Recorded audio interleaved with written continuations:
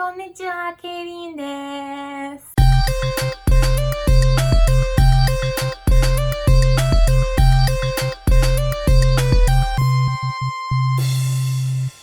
今日はまたブログ的な感じで話させていただきます。トピックですね。いくつも考えてきて、今度他の話はたくさんすると思うんですけど、今回は私特別に興味深いなものについて話します。それは食べ物。私ね、職業として、イラストレーターとデザイナーをやってるんですけど、デザイナーって言って、結構パッケージ、食べ物のパッケージのデザイン、そしてイラストレーターとして食べ物にイラストの仕事が多くて、とにかく食べ物にとても興味深いですね。だから、ちょっと多分日本人があんまり考えたことないけど、外国人として日本の食べ物について面白い、好きなところを5つについて、話します。まず1個目。それは期間限定と季節限定なものなんですね。アメリカだと、あんまりね、季節は、食べ物についてあまり意識はしないですね。でもやっぱり日本に住んでみたら気づいたんですね。天気のことだけではなく、そのやることとか食べることも、季節によって変わってくるので、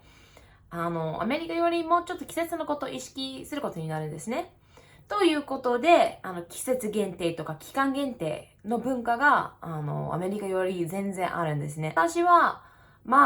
結構飽きやすいんですよ。食べ物とか、やることとかも、場所とかも。日本の場合はコンビニとか、レストランとかはその季節限定と期間限定のものが多いので、何回も何回も同じものを食べるのを繰り返すんじゃなくて、その日はなんか新しいものが出てくる可能性が高いから、すごくいいと思うんですね。で、二つ目は、お土産文化。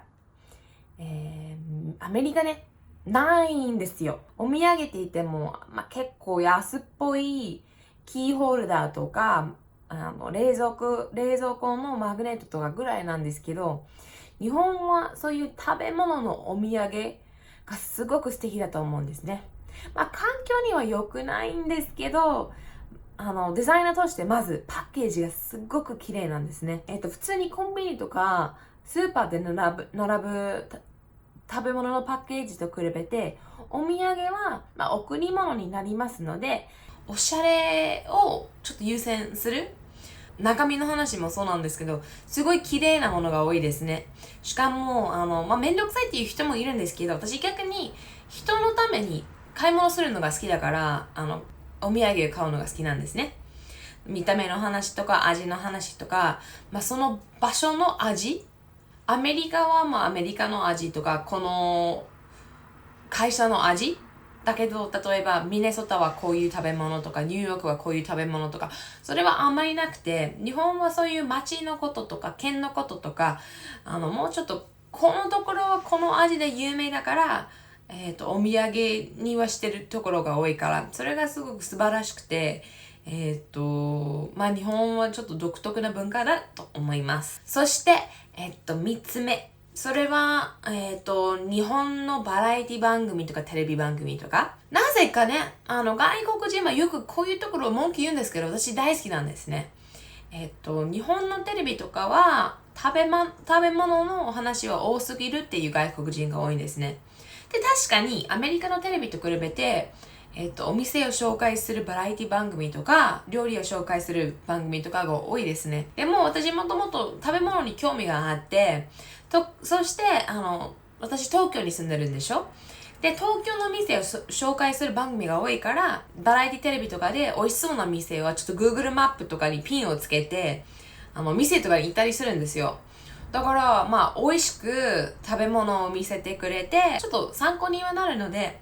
日本の美味しい食べ物を紹介する番組が好きなんですね。あと嘘っぽいとか、美味しいばかり言うとか、そういう、文句言う人もいるんだけど、正直ね、私、全然グルメじゃないっていうか、美味しくないと思う食べ物ほとんどないんですから、向こうが美味しいって言ったら、もう、そのまま個人的には絶対美味しいと思うんですよね。4つ目。日本の、食べ物の見た目がすごく綺麗なんですね。アメリカは食べ物がまずいっていう人が多いんだけど、実際アメリカの食べ物を食べたことないかもしれないですね。ただ、見た目がまずそう。確かにそうです。味は結構、体に悪いものが多いんですけど、美味しいものが多いんですよ、アメリカだと。だけど、見た目が適当っていうか、もう全然綺麗じゃないものが多いんですね。美術が好きで、食べ物のイラスト描くのも好きだから、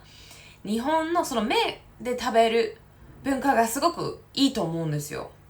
もちろん、お味がすごく大事なんですけど、可愛いものとか、綺麗ものとか、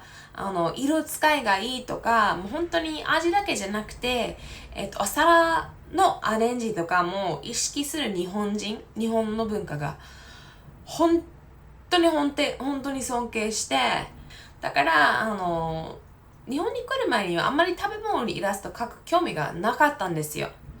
だけど日本に来て、こんなに可愛いものいっぱいあるなんて、描かないのが逆にもったいないと思って、だからその食べ物のイラストを描き始めて、今職業を通してやらせていただいてるんですけど、日本の食べ物とか和菓子とかお寿司とか、全部お弁当見た目がすごく綺麗だから本当に素敵な文化だと思います。そしてその見た目が綺麗だからこそ私が好きな、食品サンプルの文化とかも成長してきたんじゃないかなと思うんですね。アメリカの食べ物だったら食品サンプル作ってもあんまり美味しくは見えないと思うんですね。でも日本はもともとそもそもその食べ物自体がすごく綺麗だから綺麗なサンプルも作って、で、日本の、メニューとかにちゃんと写真写ってるものも多いですね。で、またその写真が綺麗からこそ写真は綺麗に使えるので、こういうところがすごく好きなんですね。で、見た目の話すると、そうですね、最後のポイント。5つ目の日本の料理の本や雑誌。海外のものだと意外と写真がないものが多いんですよ。例えばなんですけど、そのセクションの写真、例えば揚げ物に写真が一つあって、でもレシピごとには、文字だけにはなってるものが多いですね。でも日本の場合は綺麗なレシピ本が多いですね。全ページにはちゃんと料理の写真が写ったり、雑誌とかも例えばカフェを紹介する雑誌とかは全部食べ物の写真を綺麗に写ったりしてるから、食べ物の売りとしてすごくいいし、例えば料理するときはもうどういうふうに作っていくかってちょっとわかりやすくしてるから、海外のものと比べて日本の料理の本がすごく好きなんですよ。それも雑誌とかもね、料理の雑誌だけではなく、例えば旅行の雑誌とかは、その海外旅行の場合はその国の写真とかもちゃんと全部写ってるから分かりやすいですね。